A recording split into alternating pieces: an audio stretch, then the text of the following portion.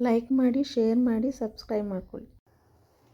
Hi friends, idli ಮಾಡೋದಕ್ಕೆ ರವೆ ಇಡ್ಲಿ ಮಾಡೋದಕ್ಕೆ ನೋಡಿ 1/4 kg ಉದ್ದಿನಬೇಳೆನ ನಾನು ಒಂದು 5 ಗಂಟೆ ನೆನೆಸ್ಕೊಂಡು ಇಟ್ಕೊಂಡಿದ್ದೀನಿ. ಈಗ ಅದನ್ನು ರುಬ್ಕೊತೀನಿ.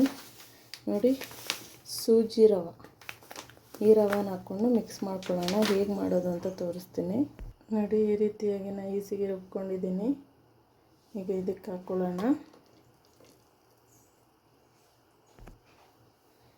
ಈಗ ನೋಡಿ, ಈಗ ರವೆ ಹಾಕ್ಕೊತಾ ಇದ್ದೀನಿ. 1 ಬಟ್ಲು 1/4 kg ಉದ್ದಿನಬೇಳೆಗೆ ಇದು 1 ಬಟ್ಲು ರವೆ ಹಾಕ್ಕೊತಾ ಇದ್ದೀನಿ, ಸಾಕು. ಈಗ ಅದನ್ನೆಲ್ಲ ಮಿಕ್ಸ್ ಮಾಡ್ಕೊಳ್ಳೋಣ. ರುಚಿಗೆ ತಕ್ಕಷ್ಟು ಉಪ್ಪು ನೋಡಿ, ಸೋಡಾ ಹಾಕ್ತಾಯಿದ್ದೀನಿ 1 ಚಿಟಿಕೆ ಅಷ್ಟು.